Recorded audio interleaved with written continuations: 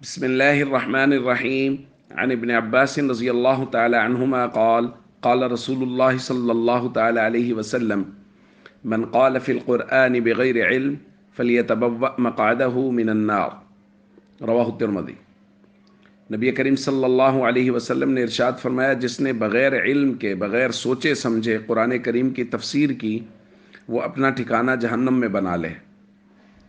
دوسری روایت میں نبی کریم صلی اللہ علیہ وسلم نے فرمایا، من قال فی القرآن برأیہ فاصاب فقد اخطأ۔ جس آدمی نے اپنی رائے سے قرآن میں کوئی بات کہی، قرآن کی تفسیر میں کوئی بات کہی، اس نے صحیح بھی کہہ دی اتفاقی طور پہ، تو پھر بھی اس نے غلطی کی ہے، اس نے کوتاہی کی ہے۔ دوستو، اس بات کو اچھی طرح سمجھ لیجئے کہ قرآن کریم کی تفسیر کرنا یہ ایک بہت حساس اور محتاط کام ہے۔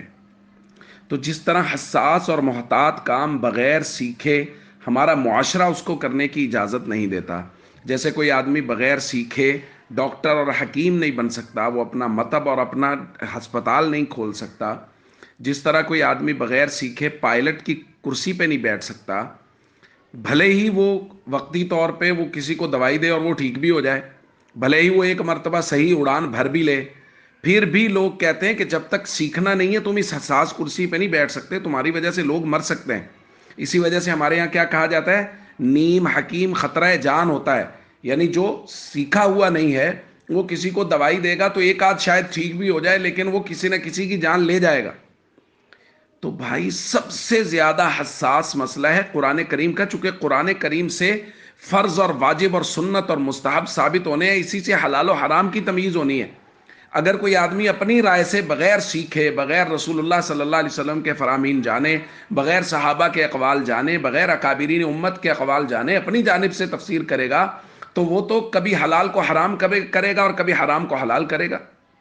اسی لیے رسول اللہ صلی اللہ علیہ وسلم نے فرمایا ہے کہ بھلے ہی اس نے وقتی طور پہ اتفاقاً اس کی رائے درست بھی ہو گئی، پھر بھی اس نے غلطی کی ہے کہ جب تک وہ اس فن کو، اس علم کو سیکھے نہیں، اس وقت تک اس کو اس علم میں بات کرنے کی گنجائش نہیں ہے، اجازت نہیں ہے۔ اور جتنے فتنوں کے دروازے کھل رہے ہیں ہمارے معاشرے میں، اس کی بنیاد یہی ہے کہ ہر بندہ اٹھ کے کھڑا ہو گیا مفسر قرآن بن کے۔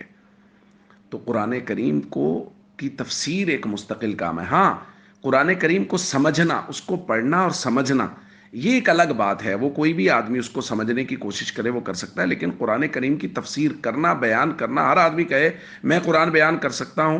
صحابہ کرام جو صاحب زبان تھے، ان کو عربی سمجھتے تھے، ان کو ترجمے کی تو ضرورت ہی نہیں تھی، اس کے باوجود وہ قرآن کریم کو سمجھتے تھے، پوچھتے تھے۔ حضرت ابن عباس رضی اللہ تعالیٰ عنہما رسول اللہ صلی اللہ علیہ وسلم کے چچا کے بیٹے ہیں، صاحب زبان ہیں، لیکن وہ صحابہ کرام کے دروازے پہ جاتے تھے، ان سے تفسیر کا علم سیکھتے تھے، ان سے حدیث کا علم سیکھتے تھے۔